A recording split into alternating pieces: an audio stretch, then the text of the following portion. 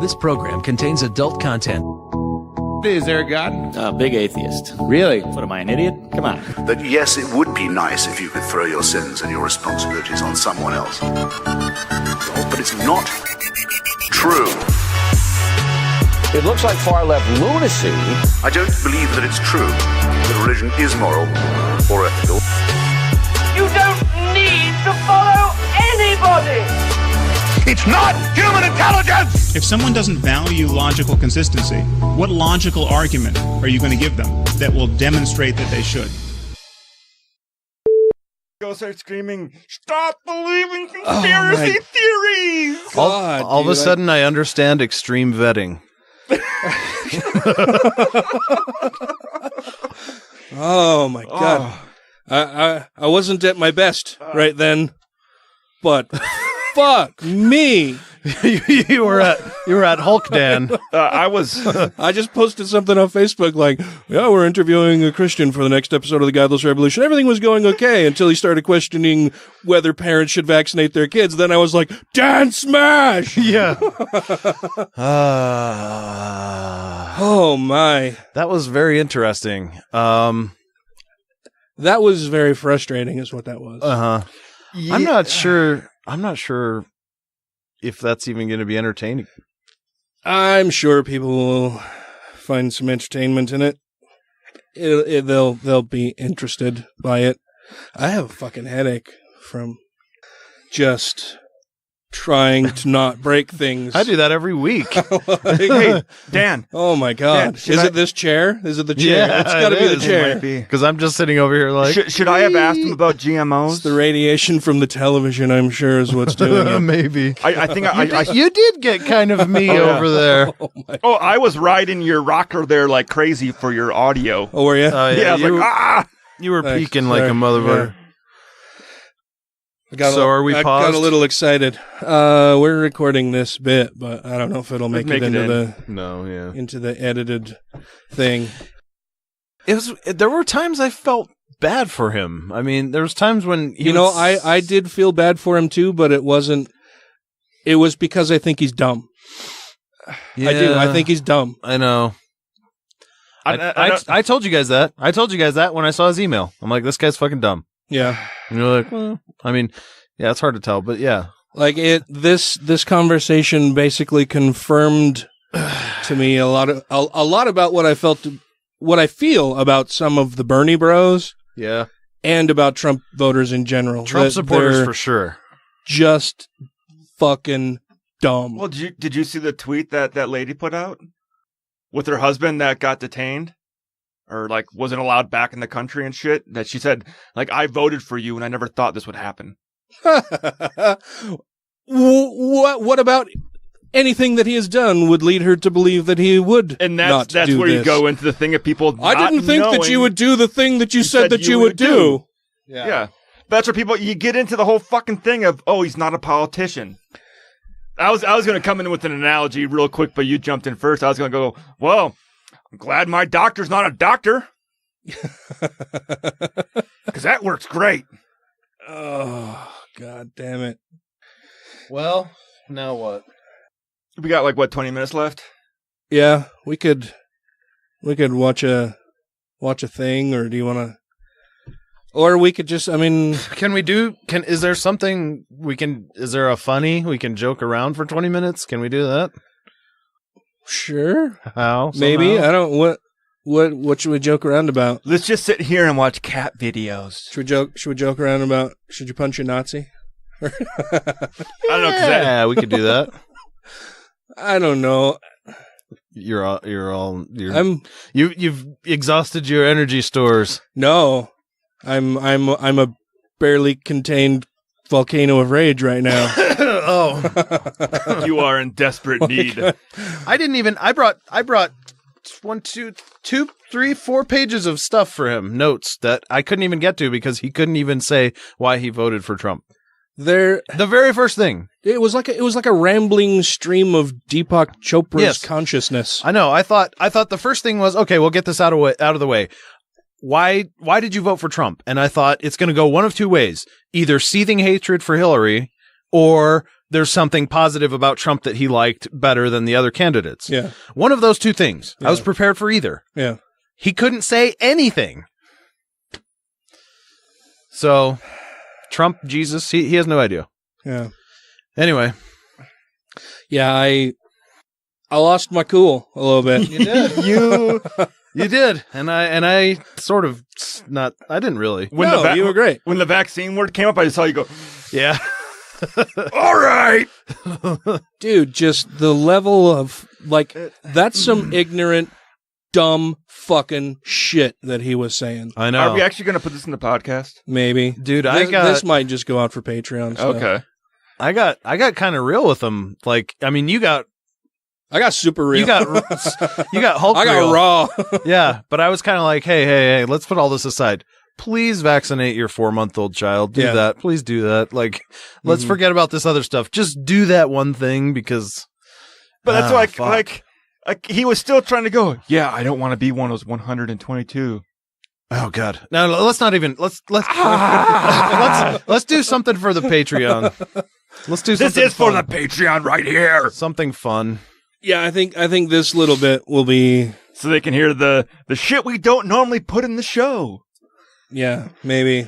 Oh my God! I will lightly edit this and put it into the. Have you guys ever watched? Did you guys ever watch the Pete Holmes show? The porn star? He had a TV show for a minute, a little talk show. He's got a new one coming out. He's got a new one coming out. Yeah, that looks very, very funny. I bet it is. His old one was really great. I liked it. Yeah, Did you guys ever watch any of it? Well, it was kind of a variety show, right? Like he would have people on that he would interview them and stuff. He did that, and then he had watched the whole little bits. Like I watched the one with Ronda Rousey. Okay, of course you did. Yeah, yeah. But he also had the. Of course I did. Sure. What does that mean? No, he just he loves Ronda Rousey. Yeah. Yeah. But he also had those X-Men skits. I didn't see. But it was EX. Oh yeah, X-Men. So it was all about Pete Holmes playing Professor Xavier, and he had to come up with a reason why he was firing the X-Men. So they were the X-Men, and he was it's fucking hilarious. But I can't believe you guys haven't seen those. They're so good. You should bring one up. Just bring one up for a palate cleanser. Yeah. Okay. It's good. All right. It's Pete Holmes, X-Men. Is this recording? Wolverine. Yes. Okay. Everybody's favorite, Wolverine. Favorite X-Man. Look, I've been going over your file, and I've made the decision to fire you because you are worthless. What? You're worthless, and you're fired. Fired. Let's add listening to your already impressive list of skills. I'll put it right next to made of metal, the substance that the guy we fight the most can manipulate with his mind. But I've got these. Yes, very impressive. Also made of metal, but I guess handy for all those fights where you can get right next to the person you need to attack. This is your power. That's it. You flail. I'm pretty important to this team, bub. Okay. Let's say Magneto is on one side of a bridge and he's killing a lot of people. Like a lot. And we arrive on the other side of the bridge. I'm gonna run at him. You're gonna run at Magneto. I'm very fast. Okay, even if you're very fast, still gonna take you quite a while. A couple minutes. That's what? 36 people dead? Or Storm, fly over 2 seconds, suck him into a hurricane.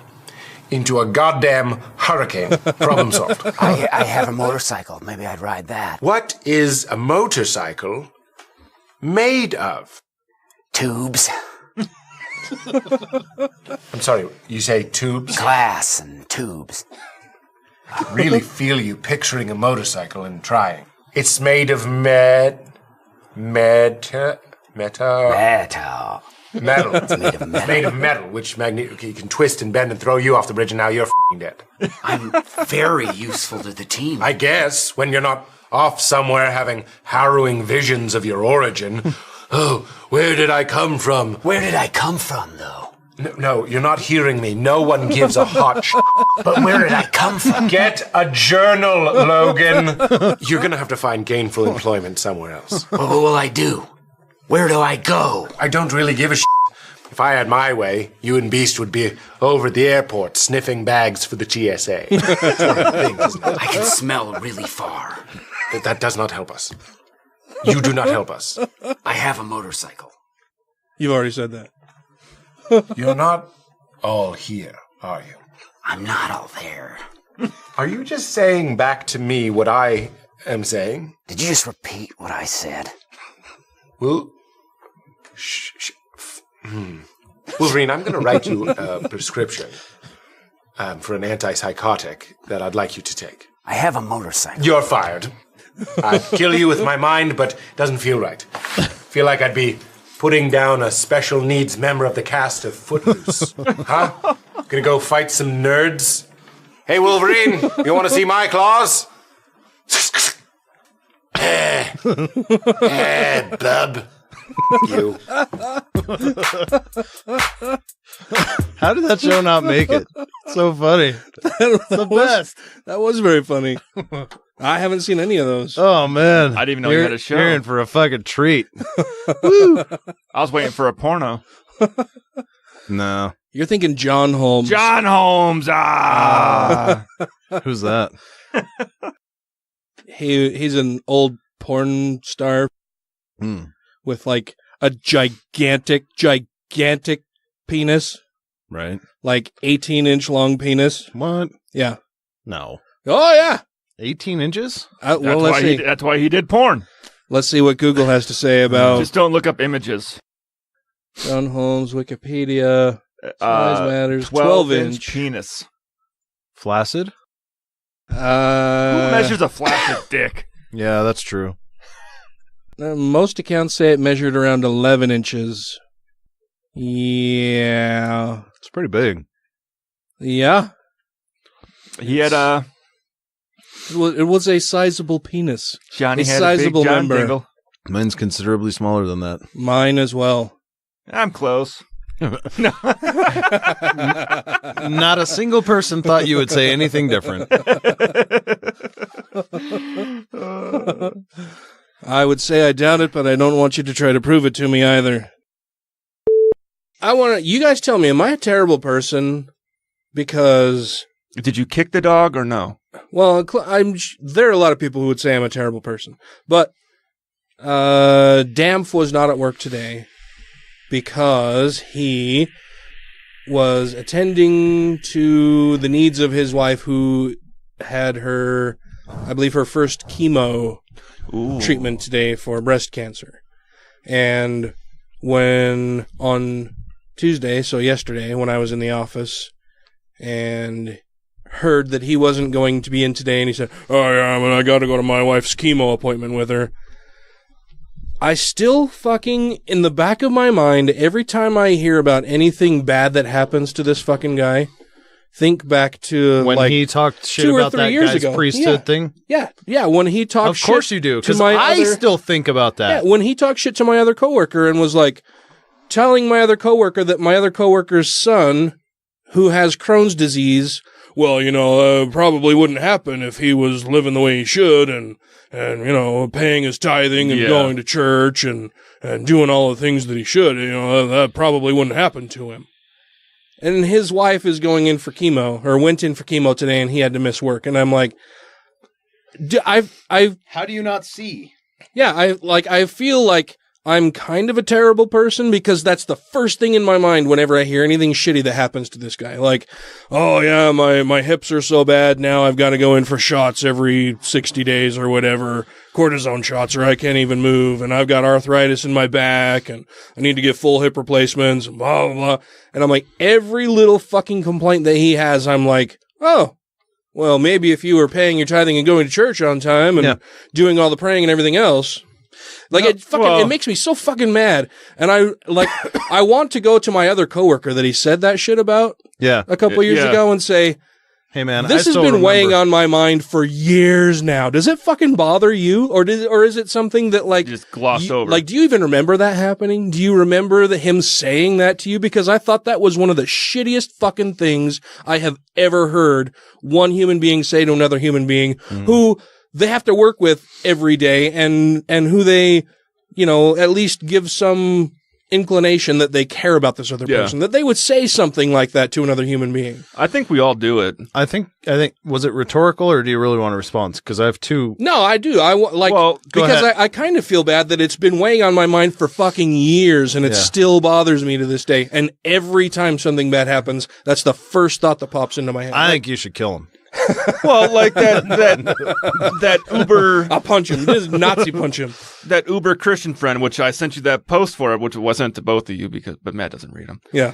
I have the same thoughts with that guy all the fucking time. Whenever he says, pray for me because this is going on, then he yells at other people like, well, if you were a good Christian, if you did this, this wouldn't happen to you. Yeah, it makes me... But he's got so many health issues, and I know all he eats is fast food. Makes me so fucking mad. One day he was on there saying, oh, please pray for me. I got to go to the doctor, and they want to put me on these medications because they say I have a cholesterol issue, and I've got this, and I've got this, and I've got this.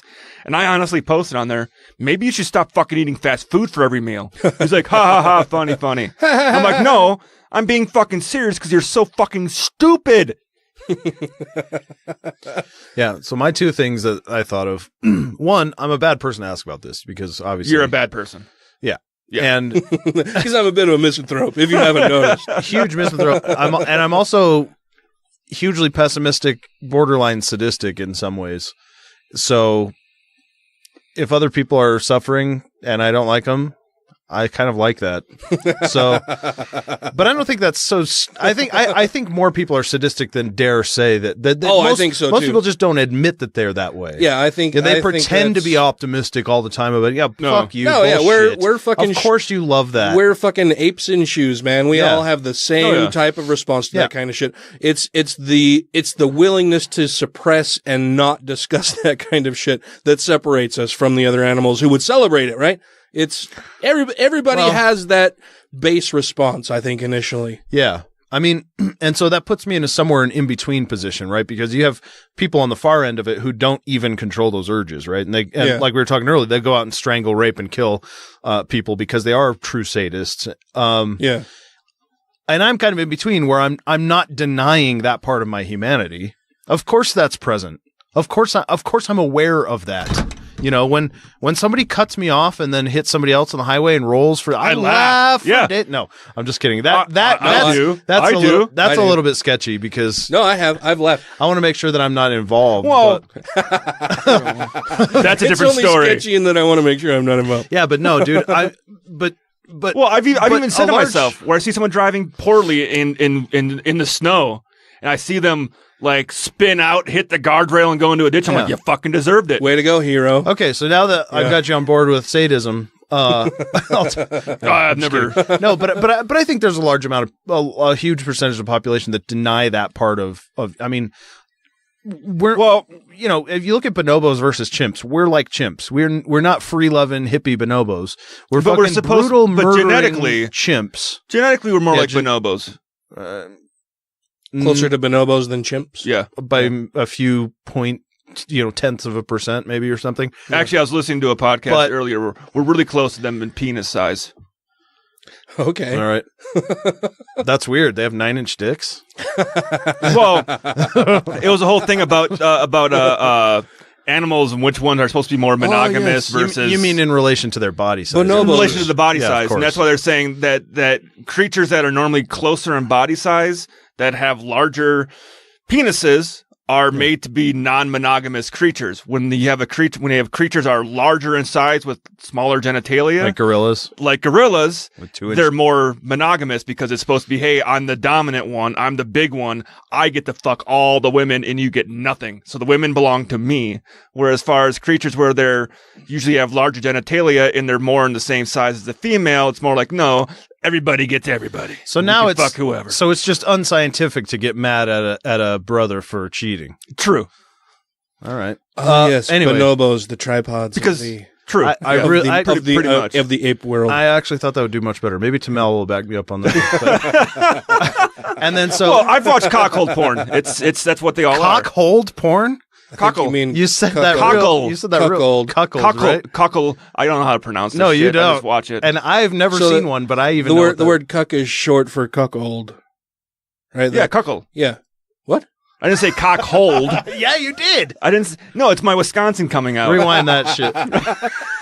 Anyway, so that's point number one. Now that I've moved you over to the sadistic side. Okay. I think we all agree that we're pretty sadistic. The other thing, and this isn't going to be helpful for you at all, but it's just going to back up something I've said for a long time, which is that people like Dampf and far-right Trump supporter assholes can't. Maybe they can't. Maybe they're totally incapable, but they definitely do not consider the other side of the argument ever. Ever. Right? I mean, has he even shown an ounce of shame or regret for that statement? No, not once. Not that I've ever seen. He's just, he went and he said that proudly, and he's also going around, well, my wife's got chemo, this and that, without even a fucking thought to what he actually said, which means it's not a deeply held belief. He's just saying shit. He's just saying stuff all the time, just nothing. Doesn't matter if it's consistent. Who cares? Doesn't matter if it comes back. It's just saying shit, whatever benefits him in the moment. And that's exactly what they're like. And that's exactly why the Democrats are not. Now, Democrats have major problems right now, and I don't want to get into all that, but they're not as hypocritical. And I'll tell you why. Because a month ago, the Republicans were all over fucking Hillary Clinton about her emails and her mishandling of government paper. Now they don't give a shit because Trump's doing it. But the thing is, 3 weeks later. Hillary lost the election because at least half of the Democrats said, I don't want to touch it because we're not okay with this kind of bullshit. Now, they were wrong about it. Yeah. But they still said that, and so they're allowed to get mad at Trump now.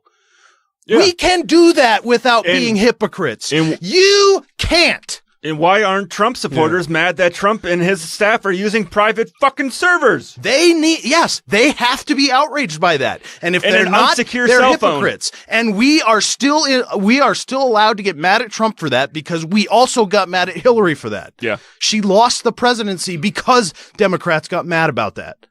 Yeah. So the Republicans don't have a right. Dampf does not have a right. So yes, you're right to be upset about that still. And he has nothing to you should go talk to that. I mean, if you know that other guy, you go talk to him and say, how well do you know the other guy? Is it in passing, we're not best buddies or anything, but he among all of my religious coworkers, he's the one who seems the most rational. Like anytime a question of somebody doing something shady comes up, or just a question of basic reason comes up, he's like, well, all you have to do is think about it, and rationally this is what happens. Yeah. So I think among all of my religious coworkers, he's the most rational. So yeah, I mean, maybe I should just ask him about it. Just say, hey, this has been bothering me for years that's what I was gonna now. say. Even if you just ask him, if nothing more than it gets a little bit of weight off your shoulder and see how it makes him feel. If it doesn't bother him, it shouldn't bother you. I'm curious to know if he even remembers it. Yeah. Like, is it even a thought in his mind? Or if it registered? Yeah. Worst case scenario, there really isn't, you're not risking a lot. Does that kind of thing happen to people all the time, that he would just forget somebody saying some shit like that to him? You know, is that in the Mormon world, is that a regular thing that you just brush it off? And I don't know. I mean, if it were me, I would remember it. Yeah. And if you came up to me and said something about it, even all these years later, my only reaction to that would be, oh, that's kind of nice that he, thought about me. You're being protective in a way, not in an assaulting way, like, you're taking over for me because I can't do it and I'm a pussy. Nothing like that. It's just like, oh yeah, he recognized that guy was out of line. Or if anything, you've shown compassion towards what was going on with him. Right. Yeah, that's what I mean. That's the worst case. Yeah. So on one hand, you're a sadist.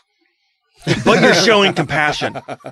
I'm a compassioned sadist. It can happen. I'm just trying to help the people I hurt. No. I mean, I can love a puppy, but still hate humans. I should clarify too. I don't actively want to hurt people intentionally. No, it's not that kind of sadism. It's just that when I feel like I need to clarify a position I stated earlier, in case anybody has some misgivings about me as a human being. But Matt did show us pictures of his kill room. Shh. Oh yeah. It's a good thing this is only going out to the Patreon. I know. If you've got a deal on 55-gallon drums, I know a guy who needs some. Plastic sheeting. Yes. Ryan, I never kill there. Well, and if you got any extra glass slides are getting hard to find nowadays. If you got any of those, we like to keep keepsakes. And lie. Yes. Lots of lie. You know what show I'm talking about, don't you? And bleach. Dexter. Yeah. I just wanted to make sure that wasn't going on over anybody's heads. I don't know if you watched Dexter. I know you've seen it. I was just yes-anding you, but okay. I didn't. Yeah. No, because on Dexter, he put all of his victims in 55-gallon drums, and he would keep a slide of all of his a blood slide of all of his victims. A trophy? Yeah, that was his trophy, was the blood slides. Weird. Well, because he was taught, because his father was a killer. So his father had taught him, since his father recognized at a young age that his son was a killer as well. He's like, okay, I see that you're going to be a killer. No, his dad wasn't a killer. Yeah, he was. No, he wasn't. His dad was a cop. And a killer. No. That guy that keeps coming back to him in the dreams, that keeps telling him, like, hey, you're doing it wrong. That's his dad, and he's just protecting him. His dad wasn't because a killer. His dad knew he was a killer. His brother, his real brother was a killer. His dad knew that he was a killer, but his dad wasn't a killer himself. For some reason, I thought his dad was also a killer because that's why he knew the secrets on how to get away with it. No, his dad knew the secrets in order to get away with it because his dad was a cop. Yeah, and so was he. Well, he wasn't a cop. He was a forensics, yeah. Forensics analyst, analyst. I just figured when you know that much about hiding bodies and shit, you've done it a few times. No, his dad knew how people would get away with it in the past. Okay. All right. Anyways, I like the show. It's good. Yeah, I'll check it out. I think it's all on. Is it on Netflix? Right? It's either on Netflix or Hulu right now. Hulu. Owls? What? Crow. No, that's crows. Crows. Hoot, hoot, I'm a flock of crows. All right, I'm going to stop this thing now. We'll do the thing. Oh. A bell ringer. The people on Christmas, right? Had to be lowered from a dizzying 100 feet after injuring himself in a bell tower at Worcester Cathedral in UK on Saturday night. I saw the photo of that. Stunned worshippers watched as Ian Bowman, 51, was rescued by firefighters and a specialist rope unit. Rope rescue. I'm trained in that.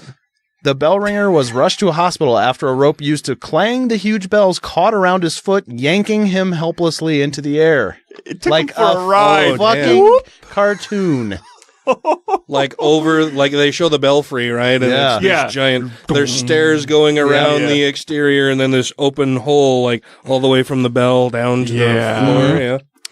Bowman is a member of a touring group of bell ringers. How the fuck do you get that job? All you gotta do is pull a fucking rope. The bells. From Whitcomb, if you're in the touring group, you should know not to tie the rope around your fucking leg. But how sanctuary? But how fucking British is a touring group of bell ringers? It's pretty fucking British. In Whitcomb, Devon. Well, you don't have. I haven't around here. You don't really have it, but growing up in the Midwest, where there's a lot of Catholic churches, around noon and at in the evening, they would ring the bells at the church.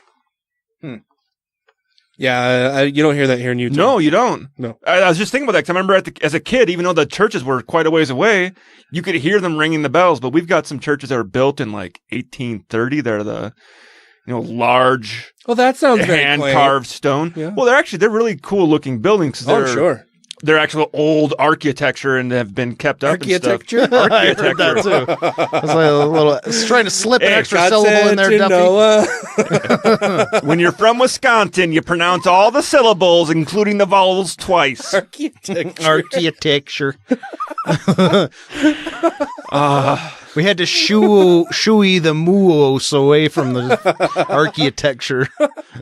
Well, did you see the one about the moose last week? There was a family in West Haven, Utah, who had a moose die in their backyard. Die? It died. Well, the snow covered the moose up. So now this past week, when it got worms out, How did it Worms? it got worms out. The snow melted, and the dead moose carcass got revealed. They didn't know that they had a dead moose. No, they didn't know there was a dead moose in their backyard. So there's been a dead moose in their backyard all winter. But since it probably died back there one of the nights when we had a good snowfall, and the snow covered it up completely, then the snow's been melting, and they found a dead moose carcass in their backyard. Wow. Dead moose in the backyard. Did they do an autopsy? I don't think so. It looked pretty degraded. That should be your sign off. Which I thought about. Did they do an autopsy? No, dead moose in the backyard. I thought about commenting on the thing when I saw it. I'm like, did they keep the meat? It should have been frozen. But I didn't because I looked at the photo. I'm like, ooh, it looks kind of rotten. Yeah. But yeah, I thought that was strange. Yeah, a moose is a pretty big fucking animal. You'd be looking in your backyard like, you would think that you would Why see... is there a big mound of snow? Yeah. That would be my... Yeah, why... Yeah. What's causing that? Let's go investigate. Oh, shit, we got a dead moose in the backyard. That snow has a giant rack of antlers on it. I guess this winter's actually been pretty bad on Moose? wildlife. Well, moose and On mooses? on the deer and the antelope and stuff. Where they play? Yeah. Well, because of the snowfall, since we got a lot of really deep snow really fast, they were having troubles finding food sources. So I guess there's a lot of them have been found dead. Shh. Seldom has heard a discouraging word. Except for when I discouraged that word. You had something else, Mr. Mitchell? So you guys know that Debbie Stabinov's Senate seat in Michigan is going to be up this year. No. And a name has been thrown around. She stabs noses? Debbie DeVos? No. Did she fill that position while being Secretary of Uneducation? Michigan. Yeah, she was Michigan. Yeah, this is another Michigan native. Another Michigander. Another Michigander. Kid Rock. Holy what? Are you shitting me? Ball with the ball. With the dang-a-dang diggy-diggy. He just wants to be a cowboy. Up with the diggy, said Baby. the boogie. I had a midget dance on stage till he died. What? He did? Oh, he had a midget that used to dance on the stage, but he died. Don't you remember Kid Rock's midget? I don't even know what to say to that. He had a midget. I'm serious. Kid Rock had a midget. Do I gotta find the photo of the guy? He died. It's not that we don't believe you. There's just a lot of things happening in that conversation. I don't. Well, I know you got a phobia of them, so that's probably why you don't like Kid Rock. Well, but that's why. Yes, I don't like Kid Rock because he has little people in his show. Yeah. Like, what if they needed a ride? Would you put them on your shoulders and like? His that name bother was you, or Get on my back, little man. I'll take you for a walk. Here, Joey C. Uh-huh. That was the guy's name. Uh-huh. He was a midget that used to Did he tour. die on stage? No, he didn't die on stage. Well, you said he had him dance until he died. Well, yeah. Once he died, he couldn't no longer fucking dance. I mean, that's a given. Oh, God. what's the wee? That's a given. Jeez, Dan, you should know that. Oh no! Can't dance when you're dead, Dan. Okay. Huh. What? Yeah. How did what? I don't know. Oh yeah, Kid Rock's running for governor. Oh, okay. No. Senate? So I got to be clear. His name has been thrown around, but hasn't responded. So he hasn't said it. No, he has not responded to any media. But people in the Republican committee in Michigan have thrown his name around. Why? I don't know. Because here's apparently it's just celebrities get to go into office now. Well, Kid Rock has white trash pieces of shit get to be. So I got to say this in credit of Kid Rock.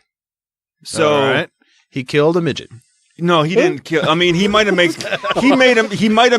him dance too hard. And little people can't dance too hard because they got smaller hearts.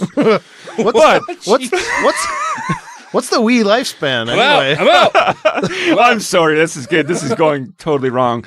But anyways, Kid Rock is has been a big supporter of Michigan, and I know he lives there. Yeah, he's there. But he also tries to help the state out quite a bit though too. Like the state comes to him and says, "Oh, I have a part of me." No.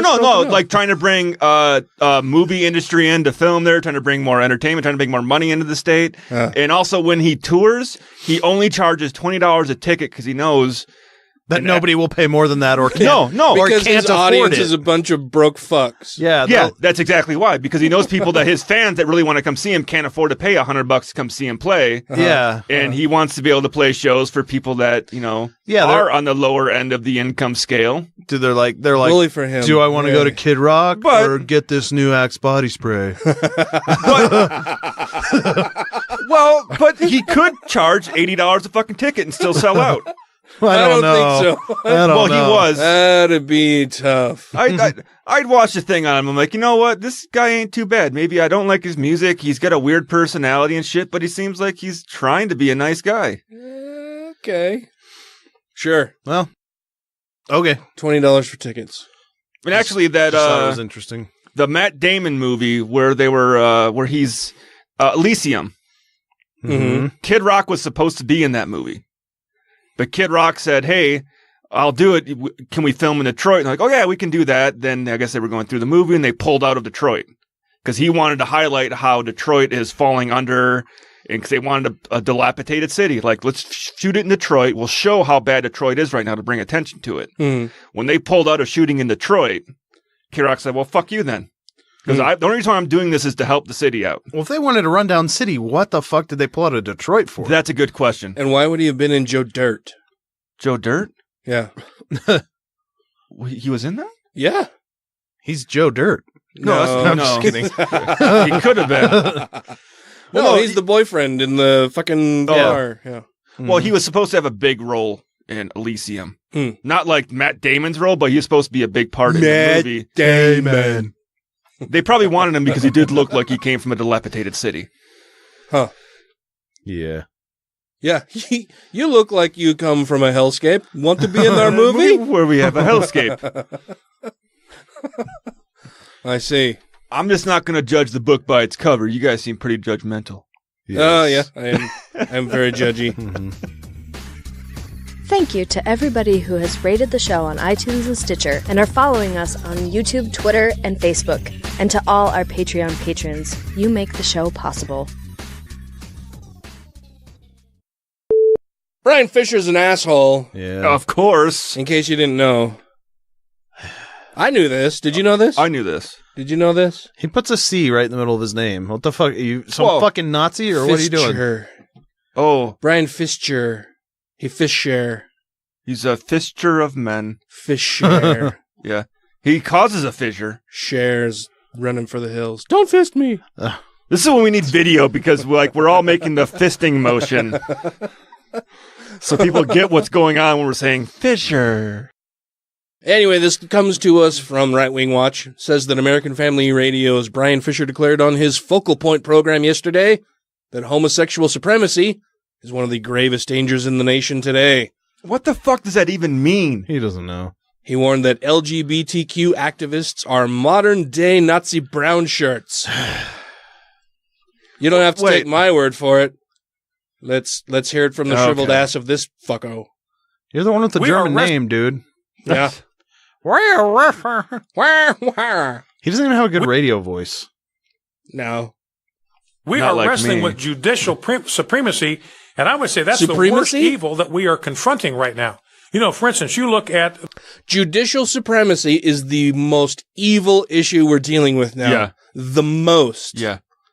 The most evil issue. And it's interesting that there was no such thing when Scalia was on the court. Yeah. But it's the most evil issue. As if he wasn't an activist judge. Rape is not a problem. Murder is not a problem. No. Yeah. Toddlers shooting people is not an issue. Yep. Well, This is the worst. I'm just surprised toddlers are that good of a shot when the fucking stormtroopers can't hit shit. Well, they're really close. I mean, mommy's purse is right there. It's just... What was it? Well, you get looking for your binky, pull out a gun, boom. Yeah, but I was trying to make a stormtrooper joke. Oh, sorry. they never hit shit. Star Wars. Nerd. the Supreme Court and what it did, and see the whole purpose, this ties into the other major problem we have, which is homosexual supremacy. Oh. Did you know that the No. homosexuals were supreme? I knew this. You can't be that fabulous without being supreme.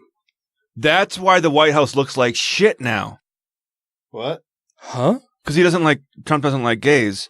So instead of having a gay person allowed into the White House to help him, decorate and stuff, he said, fuck it, we're making it all gold. It's a bunch of gold bullshit. That was another really long mind journey that you didn't let us in on before you hit the punchline. Do I let you in on any of my mind journeys? I don't know if you want to be let in. It's a kind of a scary trip. Just seems like it would be the chocolate factory in there. Oh no, just kind of weird. Well, it's part of the Willy Wonka's chocolate factory where he I goes. want an Oompa Loompa now, Daddy. That too, but when he goes through the tunnel on the paddle boat, that's what's going through my head's like. Mm-hmm. If you remember what part of the Yeah, I it's do. crazy. Yeah. Okay. We're on the Chocolate River. No signs of slowing. No. Oh, it's getting scary. I was thinking about taking that clip and trying to superimpose Trump's face onto the image of the guy that is trying to get them all to give them the everlasting gum. Take it. Yeah. So I was going to make Trump the guy he was singing the song about as he's going through the tunnel. Homosexual supremacy is the doctrine that homosexual rights trump every other right in the world. What? Is this a doctrine that's available anywhere? Where would I find this doctrine? Can we go back 10 seconds to see what the fuck? I don't think it's going to make any more sense, but No. we'll try it. Where the fuck is this guy from? Who? Fisher? Yeah. Oh, fuck, I don't know. Dumbfuckistan. Is he from the Midwest? I don't know. All right. No, because he'd be drunk right now and not be able to even comprehend what he's saying No, himself. not the upper Midwest, but like He's not Irish. Kansas or Nebraska or something. Major problem we have, which is homosexual supremacy. Homosexual supremacy is the doctrine that homosexual rights trump every other right in the world. Okay. They trump In every the right world. that heterosexuals have. They trump every right that citizens have not to be pushed around by the activists in the LGBT agenda. No, wait. When he said right, I thought he said rape the first time. Wait, so he's saying that citizens have a right to not be pushed around. Yes. Unless you're gay. Okay. And then we can push you around. Yeah, he wants to be able to push around the gays, though. Or if you're not Christian. He just doesn't want to be pushed around by them gay people. All right. Fucking hate glitter. You know, Meryl Streep is out there saying she's going to stand up to the brown shirts in our culture, referring to Donald Trump. The real brown shirts are in the homosexual movement. Oh, I see what he's doing. He's not making any real comparison whatsoever. No. Nothing based on actual history or political position. He's just saying, well, they're calling my guy a brown shirt, so I'm going to call them a brown shirt too. See how it feels? In fact, they're the only brown shirts around here. You big gay meanies. I mean, Trump is the guy in office right now who I think most likely would have been in the Nazi youth. Oh, dude, no doubt. Voluntarily. Although Flynn and Pence too, I think probably, but In fact, the brown shirts under Hitler literally were homosexuals. no. What the fuck is he talking about? Look at him. He's looking at the camera like, did anybody catch that? Is anybody going to say anything about that? Because that was total fucking bullshit. I'm fairly certain with how the religiously zealot brown coats that were underneath the Nazi SS were not fucking gay The because brown they were shirts killed. were all homosexuals? Yeah. He knows goddamn well that his audience doesn't educate. They don't care. That whatever he says is true. They're not, it just is if it fits their narrative, they're fine. He knows they're not fact checking anything. Okay, what's next? The brown shirts, almost all of them, you couldn't become an officer in the original brown shirts, Hitler's brown shirts, without being an active homosexual. That's a lie. Where the fuck is he even getting this information? He's making it up. Excuse me, Mr. Fisher. Can you offer us any specific citation to support the things that you're saying? A good source would be very helpful right about this time. Hitler's pretty well-known anti-gay. Oh, yeah. They went to concentration camps. Yeah. So I don't know what you're talking about, dude. And, Tammy Bruce refers to the homosexual activists as the gay Gestapo because they have the same kind of tactics, same kind of worldview, same kind of mentality to just run over anybody that gets in their way and to punish them. And can I just pause for a moment to say how upsetting it is to me that beyond the things that he's saying, he has country music playing in the background? I do not like country music. I hate it.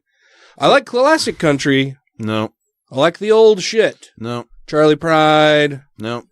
So, yeah, some of the old stuff I dig. The Toby Keith Stadium and country bullshit of the world. The she loves my tractor, thinks she wants to fuck my tractor. Whatever the fuck stupid bullshit that is garbage music. Yep.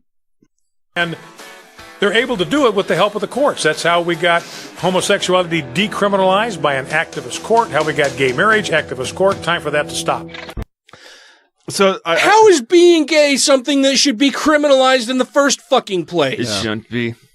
And he's comparing it to, I mean, he's literally saying that, you know, somewhere they must have concentration camps because the LGBTQ community is running it just like Hitler's Nazis ran. Like, what are you talking about? I think I might have found where he got some of this information from. Oh, yeah? So there was a book published called The Pink Swastika, Homosexuality in the Nazi Party. It was a book first published in 1995 by Scott Lively and Kevin Abraham. Oh, fucking Scott Lively. And currently in its 5th edition, the book has drawn criticism from historians. I wonder why. The summary says, according to authors, homosexuality founded in the Nazi Party contributed to the extreme militarism of Nazi Germany. The title of the book, as well as the book itself, we all know how militant those gays are.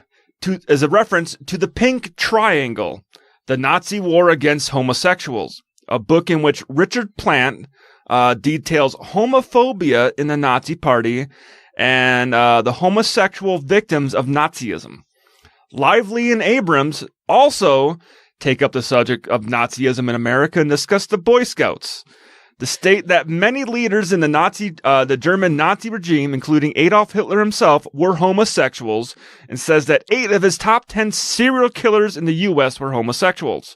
Wait, I'm getting lost here because I thought you just said that there's a book talking about how the Nazi regime was dead set against homosexuality. Yes. So there was a book published called The Pink Triangle, the Nazi War Against Homosexuals, which is not the book that Lively and Abrams published. So the book that Lively and Abrams published is in... Are you sure you don't mean published? That they published, is refuting the claims of the Pink Triangle from the way I'm thinking of this. Okay.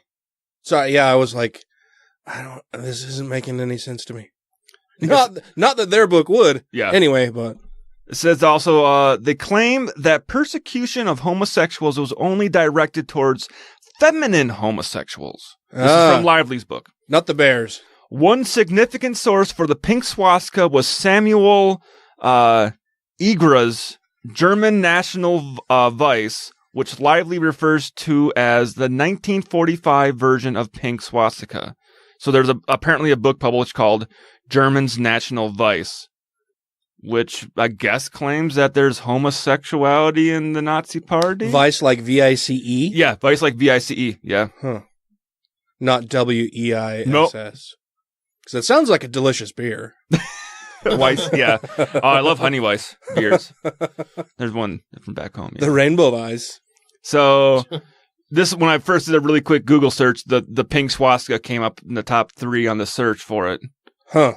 And yes, Scott Lively and Kevin Abrams wrote this book in 1995. Well, I'm surprised it's in its 5th edition. What? It says, yeah, it currently in its 5th edition. Not the Pink Swastika, but the one from... No, the Pink Swastika from 1995 is currently in its 5th edition. Well, that's the good one. No, the Pink Swastika is the one saying that the Nazis were all homosexuals. Now I'm very confused. The Pink Triangle is the one that was the Nazis' war against homosexuals. I'm still confused, but it's late and I've had a few drinks. Okay. You're allowed to be confused. Okay. So I binged this show on the Netflix at work yesterday, and this morning finished it up. What show is that? I'm trying to remember what the fucking name is. It's a guy drives around the world on a motorcycle doing good deeds, basically. Or he's trying to, it was this kindness experiment. It's not Norman Reedus? No, it wasn't him. It was a British guy who lives in Los Angeles now, who's like a multi-billionaire because he developed all these companies, made a whole shitload of money, but then he said, I got lost in them. Like, I wasn't happy doing the work I thought I'd be happy doing. I thought, I was rich, but I wasn't happy. So he gave up the business, took the money. Money can't buy happiness except for when I decide to leave the work and take all the money that I earned and then buy shit with it and help people with the money that I earned. His social experiment was he wasn't allowed to spend any of his money.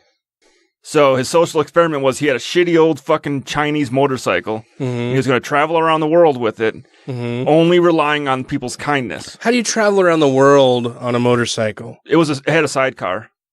So it floats? No, he put it on. No, he put it on a boat. Like even like when he took the sea voyage on the big ship. He's like, I've been at. It's a fucking 20-day voyage. I'm 5 days into it and I'm fucking bored. So he started working on the ship. He started cooking for them and just like helping guys do maintenance. I'm fucking bored. Show me what you do and tell me what I can help with. Still had to pay for that, right? I mean, you gotta. Yeah. You can't just say, I have a motorcycle and I want to put it on your boat and go somewhere. No, like that. No, like that stuff. Yeah, of course. He had to pay for that and he had to pay for a film crew. But if he couldn't find someone. Of course. But like his food was, he was like working on like in a place to stay, was all asking people like, hey, can I stay with you? But he would do like like people, actually one of the people that he stayed with was a homeless guy. The guy's like, I don't have much, but I got an extra blanket if you want it. And he slept in the street with the homeless. There's room in my box. Pretty much. But do you have a motorcycle? One thing I need noticed. A motorcycle. A motorcycle. Well, let me get to the point of this fucking story.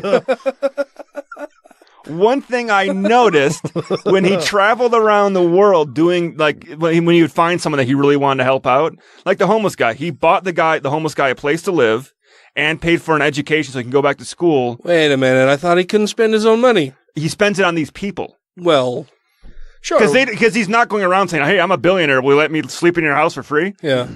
Because they're like, you're a fucking billionaire. Why do you want to sleep in my house? Yeah. So that's the whole thing is when we found someone that was truly deserving of something special. According to him. Yeah. He would help them out. Now, the people... Well, fuck, I would love to do that. Anybody... Yeah, that's not the point of this fucking thing. Sorry. Jeez. Okay. The point I'm getting at is he traveled around the world, and the only people who thanked God for their miracle were ones in America. Oh, really? Yeah. Huh. So when he's in Russia, he's in fucking Africa, and they're thanking him. They're all like, "Oh, thank you very much. This is very I don't know what to say. Thank you, God, for sending this man to me to do shit for me." That's the way the people were in the U.S. People in the U.S. like, "Oh, God has answered my prayers. Thank you, God. I prayed for this last night. Thank you, God. Thank you, God." But the people over, like, there's one guy that he bought. Like, it was a guy that was he drove a tuk-tuk in India. The little cab things, little three-wheeled cabs. Is that something from Star Wars? No, that's what they're called. A tuk-tuk. Okay. It's like a truck? Almost. It's like a motorcycle with three wheels where it's got the little cabin on the back, then the guy sits in the motorcycle in the front of it, and like in Indiana Jones. Incidentally, that's what they call the back alley plastic surgery places in India as well. Tuk-tuk. The tuk-tuks. But the guy that was the tuk-tuk driver, he was like, because he said like for him to make the money and all that kind of stuff, he had to rent the tuk-tuk for 500 rubles a day, and he only made like 600 rubles a day or whatever the fuck they were. Rubles? Yeah. Rubes. From a tuk-tuk. From a tuk-tuk. Rubes in a tuk-tuk. You should see a rub in a tuk-tuk.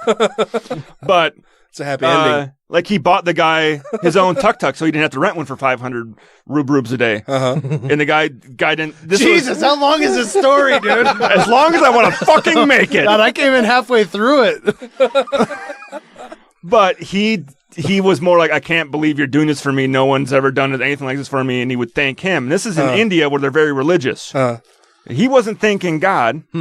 He was thanking the person giving him this gift, where everybody that he did stuff for in America thanked God. Like, that is pretty weird. Thank God for sending an angel or answering my prayers. Well, God answered my prayers. Yeah, fucking Americans want to assign motive to everything good in their life to their God. Yeah. See, but all of the bad things are just, those are the God's will or Satan. That's actually pretty sweet. Yeah, it's the front end. It's a motorcycle all chopped up, so it's got the cabin in the back like for people to sit. sit. Almost. Yeah, that's cool. Yeah, they're called tuk-tuks. TUK.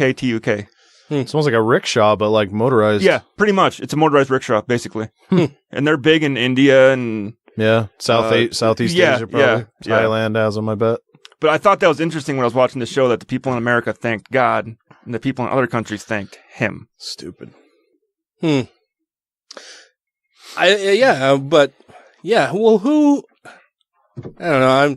That's great. I mean, no, it's not. It's shitty that people in America didn't thank him. Yeah, totally. That's assy. I Even don't the like one when people do shit like that. Like they when people get injured, they'll go to the fucking hospital, and if they're miraculously saved, according to them, they thank God. They don't thank the doctors and the nurses. Yeah, why did you go? Why did you go there at all? Right.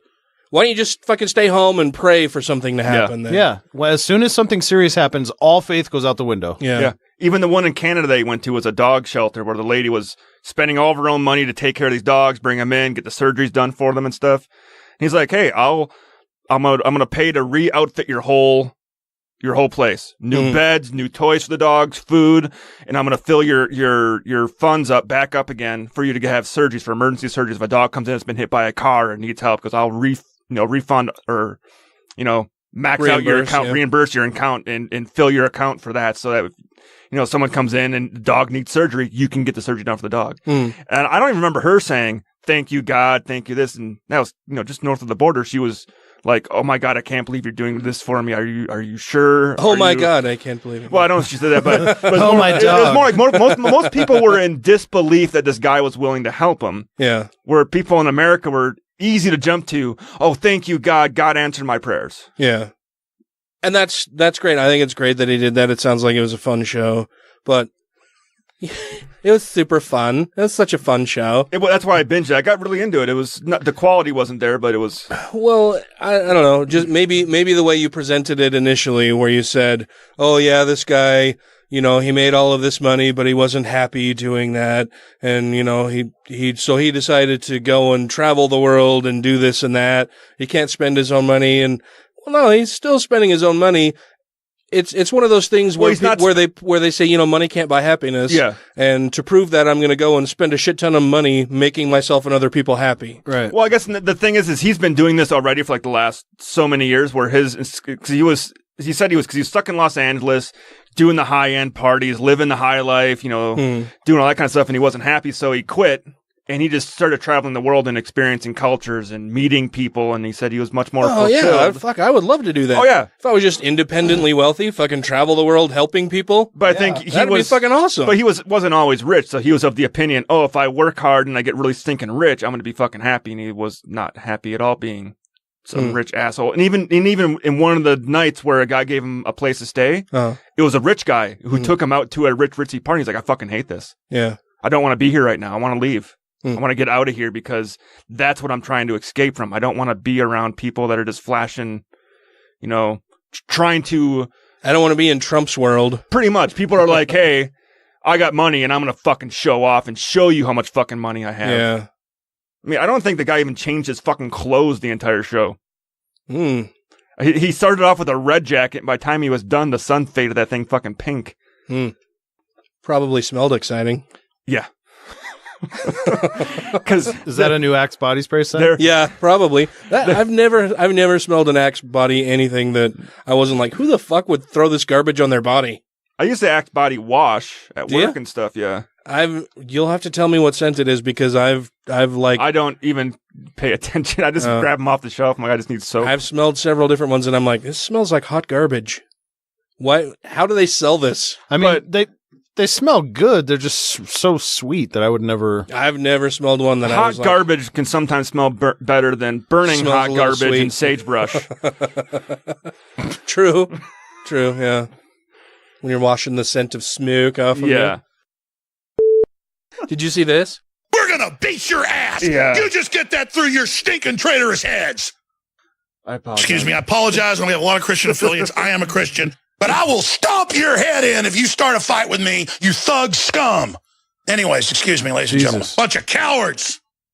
Excuse me. I'm going to control myself right now. She is a demon damned to hell. Excuse me. I've been trying to control myself, trying to be professional about this. But at a certain point, I'm just really getting pissed. Just excuse me. We're not going to have Pepsi with baby flavoring in it. I mean, what the hell have we become? Excuse me. If I didn't have a liberal from New York in the bathroom, I couldn't wipe my ass. Excuse me. I apologize. We have a family audience. That was wrong, and I won't do it again. You think I'm a coward like you? I'm sorry. You dishonorable, cowardly pieces of garbage. Excuse me. Coming for you. Coming for you. We know what you're doing. I'm sorry. Piles of manipulative, lying crap. Excuse me. They're going to burn in hell. Oh, my God. This guy's insane. Excuse me. This is a hilarious. time bomb. Excuse me. You're a big tough guy, buddy. You just rammed into me. How do you like that? Now hit me in the face and see what happens, punk. I'm sorry. There's an attack on the species. Oh, my God. Psychopaths, and they must be defeated. I'm going to settle down. Excuse me. Excuse me. That's hilarious. Fucking Vice News put that together, man. I thought that was awesome. That's so funny. He needs help. Oh, man. Yeah, I mean, he's not wrong. He is fighting against a bunch of psychopaths, but I just don't think that schizophrenics are the ones to do it. Jars of Clay. Tracy did not know that Jars of Clay was a Christian rock band. Ah. There's another one that was Christian rock that made it mainstream. I can't think of the name. It was Creed. No, it wasn't Creed. Mumford and Sons. No, this was like late '90s, early 2000s. Stryper. Do you remember Stryper? Are you too young for Stryper? Stryper was a heavy metal. Okay. Well, heavy metal by 80s standards. They were or 80s, early 90s. They were hair band. Okay, like glam metal. Yeah. Stryper, but they were a heavy metal Christian rock band. The one I'm trying to think of, it was just 3 initials in it, like 3 I can't think of the name of the JFC. No, it wasn't that. Oh, I can't think of it right now. INRI. No. It wasn't like a religious name. Oh yeah. It was like the Christian version of NWO. NWO? NWA. The A's a small A and a small O look a lot alike. You don't remember what they were? I can't think of the name of it right now. I remember they had one music video I liked because it was different at the time they made it, where it was like a car crash going on. The whole music video, the car was like tumbling down the street in slow motion, like with everything like scattering around the inside of the vehicle, and they're playing on the street, but they're playing and everything's normal with them, but the car's flipping and turning as... Is it rolling toward them? Yeah. Can you think of a Christian rock band that had a 3-letter acronym as their... Late 90s, early 2000s. I was just talking about Jars of Clay and Creed. I can't think of their... A 3-letter acronym? Yeah. No. I'm not into Christian bands. Well, it was a band that they were mainstream. And I didn't realize they were a Christian band. Red? No. Red was a Christian band. Skillet. Do you remember Stryper? Stryper. Ryan doesn't remember Stryper. Ryan's too young for Stryper, I guess. Yeah. They appealed to a lot of honeybees. Their fucking outfits were ridiculous. Yeah, I forgot to tell you that their name was Stryper, and they dressed in yellow and black stripes. Yeah, they were Kiss that's been stung a bunch of times by bumblebees. Yeah. Oh, no. Fucking Bumble ridiculous. Kiss. Oh my God, my stepbrother loved Stryper. He was way into the heavy metal / hair bands back then. They weren't even good though. No, they were terrible. It was like POW or something like that. Oh, POD. POD. Yeah, we are. Yeah, those people. What did POD? Something of destruction. It was them. They're. I was told they were a Christian rock band. They might have been, but POD is not an acronym. That's initials. Well, I didn't know what it meant because they're not called pod. Initials.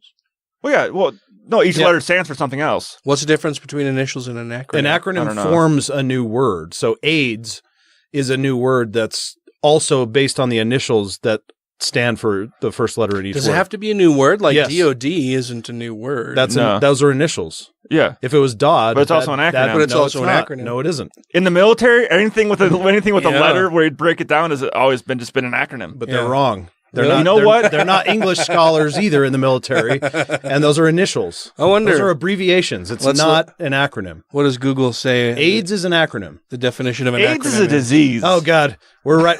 We're back to contemplative. All right, here we go. Acronym, an abbreviation formed from the initial letters of other words and pronounced as a word. Oh, Matt's dropping some knowledge. NASA. There 2 weeks in a row. Good one. But I called them pod. GIF. That's another one. Or GIF if you're an idiot. I like Jiffy, the peanut butter. Yeah, otherwise it's just initials. Huh. Yeah, well, like in the DOD, which I guess is initials versus an acronym, but within the military and government bureaucracy, they have like acronym dictionaries. Yeah, this was the song I was thinking of. Where they just list all of the initials, I guess, for all of the different agencies with the car wreck, where the car is going in slow motion the whole time. I thought it was interesting. I just liked the car flipping and rolling. I'm like, oh, that looked really neat. Yeah. They're meh. It was the 90s. Sort of. They were like early 2000s. Yeah, that's what I was thinking. So, it was like late. Yeah, that's totally Christian stuff. Yeah. Did you actually hear the lyrics? Well, I never listened to it. Yeah, some of the stuff that I used to listen to, I noticed that I never really paid attention to the lyrics. Yeah. Like, it just made me shake my ass, and so I liked it. I never really paid attention to what they were saying a whole lot of the time. And that has changed since I've become an atheist. Yeah. I didn't listen. I was anti-mainstream music when I was in high school and middle school and stuff, so. Do another thing. Oh, that reminds me. I told you guys before that Asia Carrera is an atheist who happens to live here in Utah. I saw that she responded to you on the Facebook. Yeah, for those of you who don't know. Wait, didn't you say her name earlier? Did I? Not that I know of. You did. You said something about that earlier, and I was like, what? I don't think so. Who is that? Oh, you mean in an earlier episode? No, like earlier before tonight? The show tonight. Maybe. I thought that name came up. Maybe. I don't remember talking about it earlier. Because I was like, is that... Because I was like, does he mean Cara Santa Maria? No. Who? So who... No. Is it like a skeptic or something? No, well... yeah, she is a skeptic, but Asia Carrera is a former porn star. Oh. Who lives here in Utah. I have seen several of her films. Was and am a big fan of her work. But she's also an atheist, and she posed for her driver license here in Utah with the Pastafarian. Yeah, with a colander on her head. Oh, okay. Because she's also a Pastafarian. Oh, and so when the dipshits in the Utah Congress were talking about porn being fight the new drug and that porn is terrible, they need to do something about porn kills, all of that bullshit. I tried contacting her. Because we're friends on Facebook, and we've commented back and forth on a few things here and there. But I had sent her a private message on Facebook to see if she would come on the show and be a guest, to talk about her previous work in the porn industry and how she feels about it. I know she's very open about it, and she's also an atheist, and I thought, hey, that'd be a great fit for the show. But I never heard back from her, and so... A great fit for the show, I guess. Anyway. when I made that post earlier about Women's Day and all of that, she happened to comment on there, and I just mentioned, hey, we'd love to get you on the show sometime. I had sent you a private message, and she responded and said that she doesn't do any public anything anymore. So unfortunately, she will not be a guest on the show, but we do have some other guests lined up that are awesome and amazing. But just to let you know, that was a missed opportunity, and I was sad about it because I thought that would be a really good fit. Maybe we'll have to get another atheist porn star on the show. They're out there. They are. They exist. Well, it wasn't just to get a porn star on the show. It was a topical thing with the Utah state laws. We have other things for our Patreon patrons. Ooh. Woo! You guys are the special ones who get to hear more of the show. More yay, things. you! Hello, patrons. And yay for us for you guys doing that. Thank you so much. This is for you. What you got, Matt? I have this. Okay. What is this? A new report by the totally unbiased, faith-driven consumer has revealed that the majority of consumers whose definitely not bigoted faith influences their decisions are less likely to see Disney's remake of Beauty and the Beast due to the film's inclusion of a gay character. Yeah. We are all shocked. Shocked, I say. As ChristianHeadlines.com previously reported, the remake features a character who experiences same-sex attraction to the film's villain Gaston. Mm-hmm. Movie director Bill Condon said, LeFou is a character who on one day wants to be Gaston, and on another day wants to run a felching freight train on him. No. He just wants to. Are you ready for this? Do you know what felching is? No. Oh. No, I do. Yeah, I do. Okay. No, but he does. Are you ready for this, though, guys? Sure. Ready. He may on other days want to kiss Gaston. FTC's... No one shits like Gaston, lays thick bricks like Gaston. No one sucks big hairy dicks like Gaston. I'm especially good at ejaculating.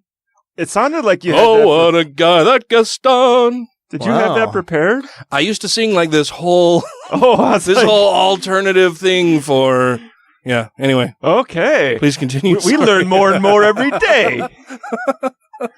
That was impressive. Thank you. Thank you very much. FTC's research regarding this new film and faith-driven consumers revealed that 95% of them are less likely to see Beauty and the Beast due to Disney's first exclusively gay moment. They want to make Disney great again, back to racist Dumbo crows, blackface cartoons, and open anti-Semitism, or even man-on-mermaid bestiality. Just no queers. The research also revealed that 94% of faith-driven consumers are less likely to spend money to see any Disney film in general due to the inclusion of this gay character. No homo, bro. No homo. So when Christians try to tell you that they aren't bigoted, that RIFRA laws are for religious freedom, even their own study shows that they're just lying, and not even very well at that. Yeah, that's bullshit. Well, I saw today there was another country. I can't remember which one it was right now. It was one of the Asian countries. They're all the same. That was trying to edit the movie, to edit that part out of it, and it got blocked. But yeah, you're worried about a person who might be gay in it. Well, I guess he is gay, but there's no like gay sex or anything like that. Right. But you're okay with a woman trying to mate with a bull. Right. Right. Or all the racism or open anti-Semitism. Yeah. Yeah, that's fine. Even my mom commented on that and sounded a lot like Donald Trump on Facebook. She was like, you know, something about the Disney gay stuff, and then she's like, I used to like Disney, not a fan. Well, she liked Disney when Hitler liked Disney. Right. Yeah, exactly. That's yeah, they don't want freedom for everybody. They want freedom to do whatever the fuck they want to do and say whatever they want to say and hate on whoever they want to hate and they put down whoever they don't like or disagree with. Free reign is what they want. Their narrative and no one else's. And like you said earlier, Matt, they will never be satisfied. It doesn't fucking matter. Yeah. You could hand them the keys to the government tomorrow and they would still want more. Yeah, ask them where the line is, and there isn't one. Twin We're Dead, us atheists and the gays. And it's all about. No, but they can't even get along with each other. Well, yeah, I was going to say they can't even get along with other churches on the block. It's never going to end. Yeah. That'd be phase 2. Yeah, I was going to say it's right now they have a common enemy with Satanists and secularists and atheists. But what then? Liberals, if we were gone, then what? Then they just move on to another targeted Catholics versus Protestants again. Right. Then it'd be Baptists versus, whatever else. Yeah, it will never fucking stop until there's one guy who is the true Christian. Right, which is exactly and God still won't return. Which is exactly what they complain about in Muslims. Yeah. And I didn't say guy because I am a misogynist or sexist, but right. that's the way it would fucking end in a Christian theocracy. Yeah, because men are tougher than women. Because no woman would ever be able to do that shit. Or they wouldn't allow a woman to do it. Oh, God, we're going to lose all our female patrons. No, that's how that shit would turn out, obviously. Yeah. What else you got for us? I have this one. A British woman, Rosie Riley, Ooh, Rosie the Riveter. Recently interviewed for a sales position at a London branch of Boots Opticians, a popular eye care chain in the UK. Boots Opticians? That's right. Boots Opticians. Like they give glasses for boots? Feet and eyes only. If your middle parts have needs, you should head over to Pants, Hearts, and Lungs. Or Overcoats Proctology. I guess maybe Boots is the last name? Could be. Do you know anybody with the last name of Boots? Have you ever heard of anybody with the last name of Boots? Just my mom's cat. Mr. Boots? Yeah. When I was like a baby, they had a cat named Boots. Oh, Mr. Boots. Oh, really? Yeah. Oh, Mr. Boots, we're so sorry. You can't see. Mr. Boots. Let's take you to Boots Optometry. I don't know. Maybe those two skeptical chaps can help us with that. By the way, did you like our north of England accents we were just doing? Mr. Boots. Maybe. The interview started normally enough with okay, so she's interviewing for this job at Boots Opticians. The interview started normally enough with the interviewer asking Riley standard questions about her sexual experience. Work experience. Work experience. Okay, right. Normally enough. But then Riley was told that she wasn't dressed conservatively enough to participate in the second part of the evaluation process, which involved being out on the shop floor. And go fuck yourself. I thought you were going to say it's double-sided dildo. She asked Riley to come back in a few days, dressed a bit more conservatively. I would show up naked. Quote from Riley says, "Because I'm me, I responded with something along the lines of, yes, of course, no problem. It was only when I left the store and was on the bus ride back home to my girlfriend's that the situation hit me and I burst into tears." Later that day, Riley shared her frustration on Twitter. "I wasn't allowed to continue my interview today because I wasn't dressed conservatively enough. I thought I looked nice." She included 2 photos of the hoary outfit she wore to the interview. A knee-length black skirt, opaque black leggings, and a long-sleeved, high-collared blouse with polka dot pattern. Seriously, look this up. She wasn't wearing a potato sack. To be dressed more conservatively, she would have to be a womanite. Well, thanks, Dan. Her face was showing. That was good. I like that.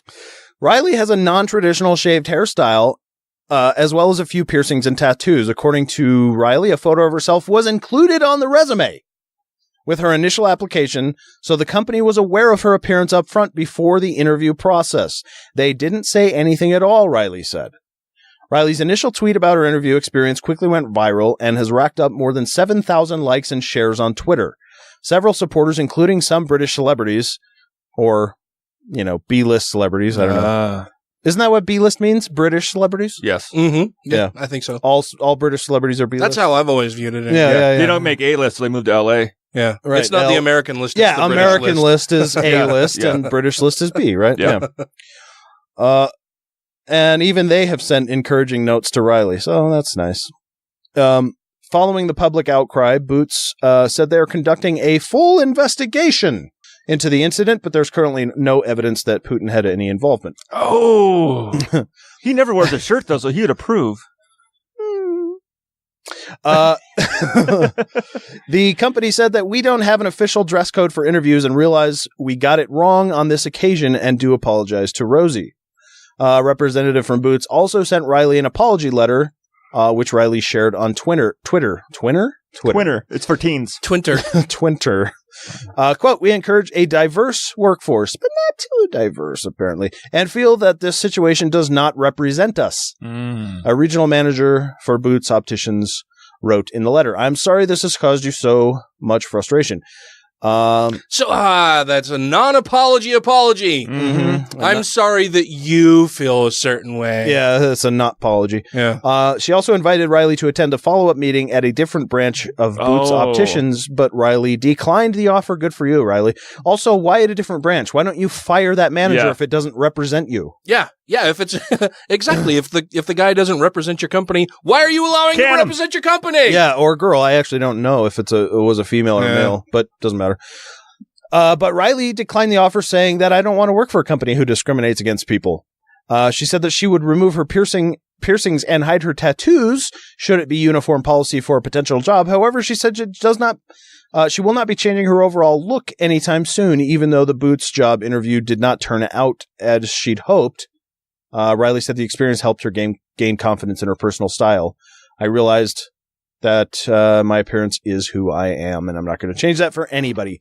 So, Britain is not the only, the United States is not the only place where conservative problems are occurring, but at least they're getting apologies over there, which I guess we'd expect. Or non-apologies. Yeah. Not apologies, yeah. Now, if it was Canada, I'd expect a truly sorry. Sorry, yeah. Sorry about that. Yeah. Yeah, from C-list celebrities. I know. We got Alec and Alex. Ooh, Alec and Alec. I always get confused.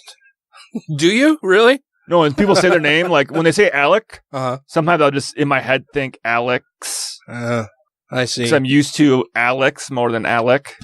So we all know how thin-skinned and petty fucking Alex Republicans Jones are. is, right? Oh, yeah, Alex Jones. Yeah. So recently on Saturday Night Live, there was a skit for their cold open or whatever, where Donald Trump came out. There were apparently aliens from another planet invading Earth, and Donald Trump happened to be at whatever base that was under attack, as portrayed by Alec Baldwin, and Alex Jones lost his shit over it and decided to... Well, because Alex Jones knows the true nature of aliens and that they are a real threat, so they're not to be made fun of on Saturday Night Live. The lizard people are real, okay? And so he decided to take to his show and challenge Alec Baldwin to a bare-knuckle brawl for $1 million, I think, each. Oh, wow. That would go to a charity of Alec Baldwin's choice. But, of course, Alex Jones, because he's such a feeble-minded fool, doesn't realize that, the last bastion of the incompetent is always violence. And that's what he resorts to. He's always like, I'll kick your ass, you coward, fucking scrawny liberal punk, you punk, I'll kick your ass, punk. I'm sorry, I apologize. I'm sorry, it's a Christian show. That won't happen again until the next time it happens. I'd say watch Alec Baldwin show up to that fight and he's just completely ripped. He's like, you don't want to mess with this. So it's kind of funny. We have some audio from Alex Jones's show about this. Yeah, good. Look at all those beta males. Beta males? He starts right out with beta males. All right. Look at all those beta males. They're not the alpha males. They're the beta males. But I would love to fuck them. They're the beta males. And live from New York, it's Saturday! Look at all those beta males. Alec Baldwin thinks he's a tough guy. I challenge him $1 million, the charity he wants, to get in the ring with me. You got a seizure. I will. I'll do it right now. I'll get in the ring with you, and I will break your jaw. I will knock your teeth out. I will break your nose, and I will break your neck. That sounds exactly what Jesus. That sounds exactly like what Jesus would do, right? Oh, he did have that one passage about bare knuckle boxing. Also, isn't that illegal? And breaking necks. What, bare knuckle boxing? No, to threaten somebody like that. He's more of a challenge than a threat. He's not saying if I find you on the street, I'll break your neck. Yeah, he's saying I challenge you to get in a ring with me. He's not making a direct terroristic threat. He's sort of saying, if this happens, this is if what you I'll get into a ring with me, this is what will happen. This is what's going to happen because he's a punk. You coward. You think you're a tough guy messing with little cameraman people. You want to sit there and defame me and the president. Get in a ring with me. I will break your jaw in seconds. I will smash your nose into a bloody pulp, and I will rack your teeth out. My fists are going to be bleeding with your teeth marks all over them. You frickin' bully, you coward! Alec is the bully. Frickin' bully. Yeah, he's calling Alec Baldwin a bully because Alec Baldwin made a funny skit on Saturday Night Live. They do. That's being a bully. If you're in the but telling somebody that you would break their neck, break their nose, turning him into a bloody pulp, and would have his own knuckles bloodied with the teeth marks from the teeth that he had just knocked out of Alec Baldwin's mouth. That's not a bully at all. No, not at all. That's at least not according to Alex Jones. He's so unstable. I hate you. My listeners hate you. And remember that scumbag forever. Remember that scumbag forever. I wonder what the skull on the desk is for, but that's like... I know. It's just missing teeth. I saw that too. Remember that scumbag forever. God. We're going to defeat this anti-human scum. We're going to wreck their world. When I come back, we'll look at the coward at Homeland. I was just my God. Wow. So do you guys watch Homeland? I have watched parts of it. I need to get back into it because now it's on Amazon. No. So this I've never heard season they have a character in Homeland. Well, let me back up a little bit. So when they wrote and shot the current season of Homeland, they, like most other sane and rational people, believed that Hillary Clinton was going to become president. Yeah. So in the series for the current season of Homeland, there is a female president-elect, and there are concerns with Iran breaking the nuclear truce or whatever. The treaty there. Yeah, the nuclear agreement that we have with them. Of course, concerns with Israel and Palestine, and they have a character who, I believe it was the producers of the show, have said is supposed to be an analog of Alex Jones. Ah, nice. It's this radio guy who's just a despicable fucking turd who lies about things and knows he's lying about things and directly manipulates video of certain people to portray them in a negative light. Yeah. When the truth is, if they would show the unedited video, it's this guy's a hero, he's a great guy, whatever. But he's directly manipulating the video to make it look like this guy's a coward. It's the female president-elect's son who died in combat, and he manipulates this video to make it look like he died running away from combat in the heat of a battle, right? When in fact he had ran toward people in his battalion and was pulling them out of the line of fire, wounded soldiers that he put himself in the line of fire to pull them out of harm's way, and he ends up getting shot and killed in the process. But he manipulates this video so it looks like he's just running away. Like, get the hell out of my way, and he runs away and then is shot in the back, and he's like, well, how else could he have been shot in the back unless he's running away from the fight, and blah, blah, blah. So, Alex Jones found out about this and is super pissed off that anybody would portray him in such a negative light. Okay, when I said I'd break Alec Baldwin's back or neck, I meant that metaphorically. Just like it's a joke when they say that I told Donald Trump black people aren't humans. How dare you? Oh, I know you feel sorry for yourself when I make a statement like that. You'll probably be in the news. Alex Jones threatens Alec Baldwin. You can't get up there and say you learned from me that black people aren't humans, asshole. Wait, is he still? So part of the SNL skit. What? Part of the SNL skit was Alec Baldwin. He's talking and he's like, "No, there are already, illegal aliens here. They've been living among us for several decades now. There's one of them right now," and he points to Leslie Jones. Yeah. And she's like, what are you talking about? And he's like, and then there's another one standing next to her, and it's another black woman standing next to Leslie Jones. And so, of course, the implication is that Donald Trump thinks that black people are aliens. Yeah. And so that's what Alex is pissed about. Excuse me. Delay that. I'm just getting sick of these people. I really am starting to get tired of them. He's got... he just wiped his cough he all over his coughed on face. his rag and then wiped his forehead. Yeah, he's got a hanky out, and you'll hear why in just a moment, but he's got a hanky out that he's swabbing his sweaty fucking greasy face with and coughing into it first.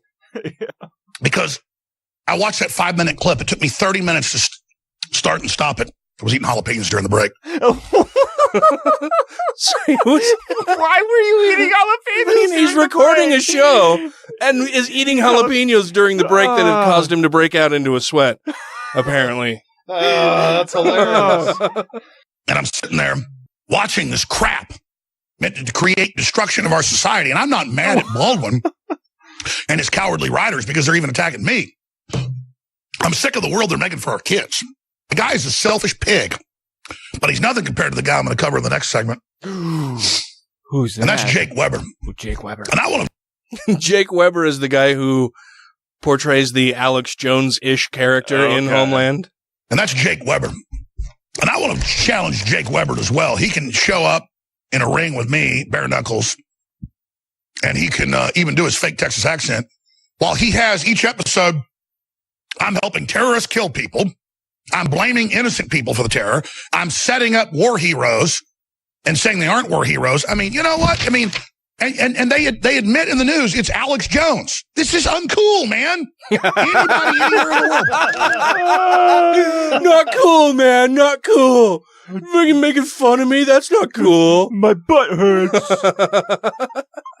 Oh, you special little snowflake, you. I know, compared to what shit you say about other people. Yeah. You just said you would break Alec Baldwin's neck. And back.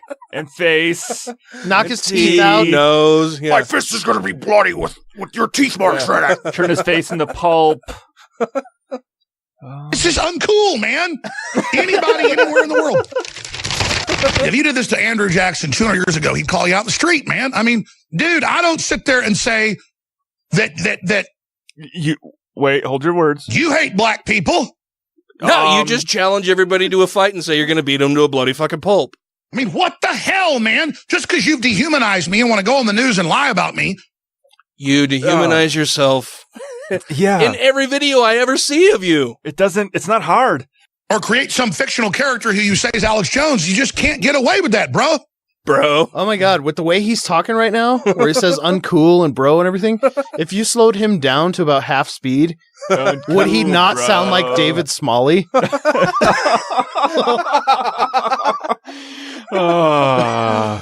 really uncool, bro. He's not sighing enough. We'd have to throw in a... I think Alex does that once in a while. So I'm not going to attack anybody unless they legally get in a ring with me. And I guess bare knuckles boxing is illegal. So the point is that I guarantee you, I just am tired of these people, man. I'm tired of you writing checks you can't cash, bro. Your mouth is writing checks your ass can't cash, bro. Also, what is your show based on? Yeah. Unchecked ass cash checks. Uncashed ass checks. Unchecked ash cash. And Unchecked ass cash. It's late in the show, guys. It's unchecked ass cash. Takes me up on this because Alec Baldwin's supposedly a tough guy, Irish. I'm sure he is. I'll take him and Bill O'Reilly on because they're both older than me at the same time in the ring. Wait, he doesn't like O'Reilly? Tonight, no, he and Bill O'Reilly have been clashing for some time, along with Glenn Beck. Yeah. Huh. Older than me at the same time in the ring. Bill O'Reilly says, tonight we look at sexual predators. He cuts to a clip of me screaming about police corruption. No, I bash the cops when they're being bad. And he cuts it into a thing about women being raped. I mean, dude, I'm so... Dude, I'm so not a woman beater and rapist, dude. Come on, bro. That's not cool. I just shelter him in my house. Dude, I'm so pissed at you. That's why I kick your ass. I'm pissed off. You understand that?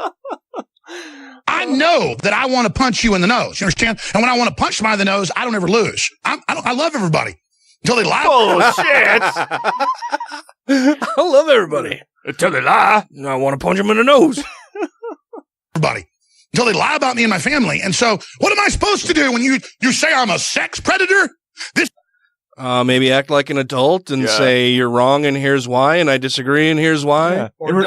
Or don't call attention to it. Or release all the women in your basement. Yeah. Sex predator? This guy says I'm a damn racist. I'm tired of it, man. You understand? I'm a person, dumbass. Sort of. Is that Anthony Kiedis? I'm a person, young dumbass. Anthony Kiedis. It's funny. Alex Jones. What the fuck? How has he not had a heart attack yet? He may have. I mean, he's eating jalapenos. Several minor heart attacks. He should have some major heart attacks and some ulcers by now, just sitting there eating jalapenos while he's fucking doing the show and screaming all the time. If you have questions, comments, concerns, compliments, corrections, criticisms, or concepts for content, contact the show via email at godlessrebelution@gmail.com, by text or voicemail at 330-81-REBEL, or Twitter the twatter at TGR Podcast. Thank you!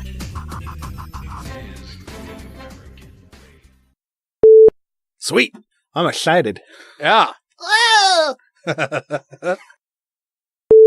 It's fine. We talk about this all the time. There's so many episodes we have out there floating around that every once in a while I'll just remember it like a fucking ex-girlfriend. I'll be like, God damn it. People can just download that whenever they want. What about the interwebs? Hello, my name is Michelle Short. I'm the Let's do it again. Hello, my name is Michelle Short. I'm co-chapter head for the Arizona chapter in Arizona. The Arizona chapter in Arizona. You can find us on the Series of Tubes on Facebook. You're so close! I was so close! Ooh, we gotta play You Must Have Been a Beautiful Baby by Bing Crosby for our theme song. No. Why are we doing all Bing Crosby? It was from 1938, so it must be good. What are you talking about? You Must Have Been a Beautiful Baby. Where that is? It's up. One more up. Down. Right below James Taylor.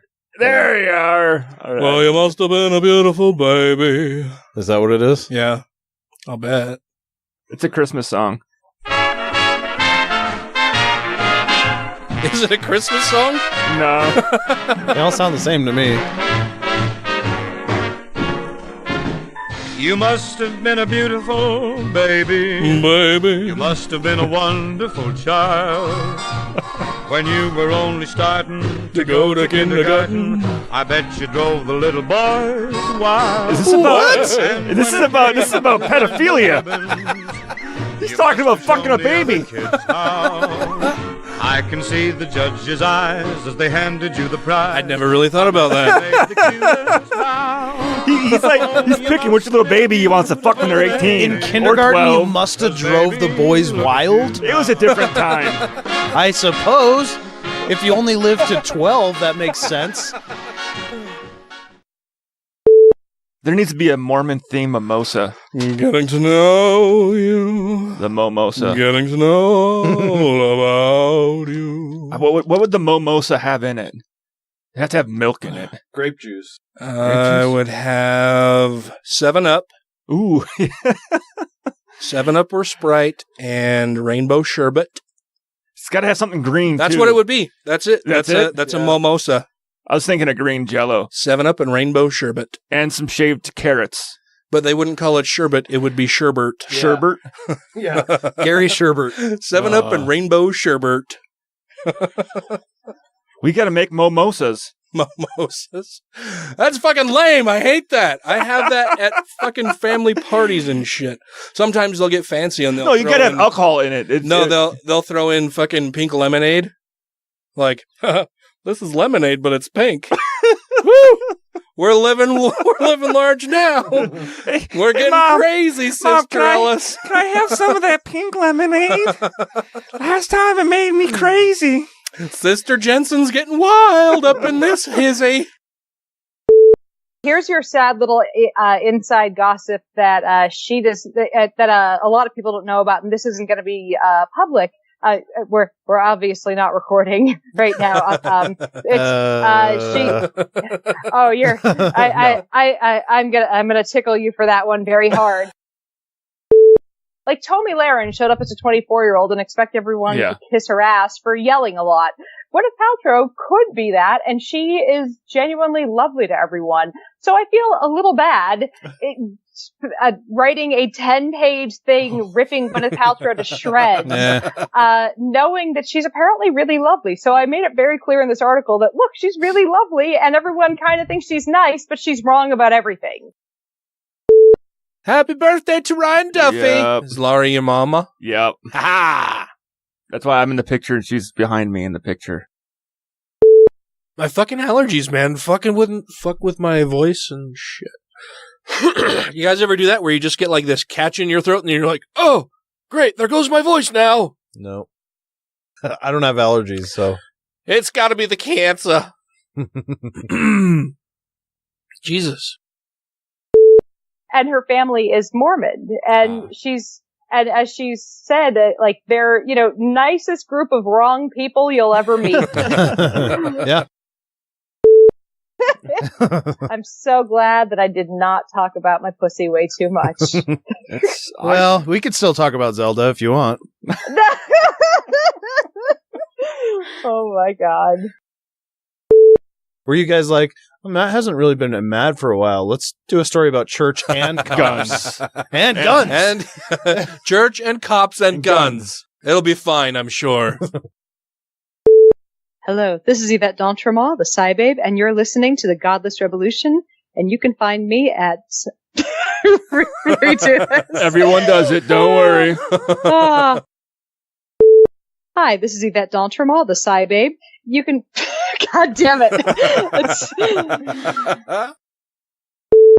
She's a lot of fun. She is a lot of fun. Here's your sad little inside gossip that a lot of people don't know about, and this isn't going to be public. We're obviously not recording right now. I'm gonna tickle you for that one very hard. Like, Tommy Laren showed up as a 24-year-old and expect everyone to kiss her ass for yelling a lot. Gwyneth Paltrow could be that, and she is genuinely lovely to everyone. So I feel a little bad writing a 10-page thing ripping Gwyneth Paltrow to shreds, knowing that she's apparently really lovely. So I made it very clear in this article that, look, she's really lovely, and everyone kind of thinks she's nice, but she's wrong about everything. Happy birthday to Ryan Duffy. Yep. Is Laurie your mama? Yep. Ha! That's why I'm in the picture and she's behind me in the picture. My fucking allergies, man. Fucking wouldn't fuck with my voice and shit. You guys ever do that where you just get like this catch in your throat and you're like, oh, great, there goes my voice now. No. I don't have allergies, so. It's got to be the cancer. Jesus. And her family is Mormon, and as she's said, like, they're, nicest group of wrong people you'll ever meet. Yeah. I'm so glad that I did not talk about my pussy way too much. Well, we could still talk about Zelda if you want. Oh my God. Were you guys like, Matt hasn't really been mad for a while. Let's do a story about church and cops. And guns. And church and cops and guns. It'll be fine, I'm sure. Hello, this is Yvette D'Entremont, the Psy Babe, and you're listening to the Godless Rebelution, and you can find me at... Everyone does it, don't worry.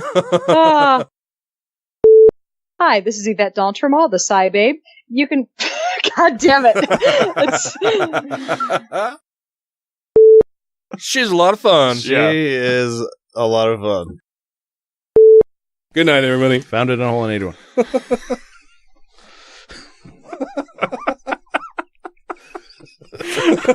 It's so fucking stupid. But it's funny. Found it in a hole in 81. It almost rhymes. It could be a rap. No, it's got a. I mean, I can similar syllable, like timbre is kind of. Yeah, but let's get Eazy-E to start putting that down on a microphone with some beats. Found it in a hole in 81. Mama didn't know it, but I'll be her only son. That's true.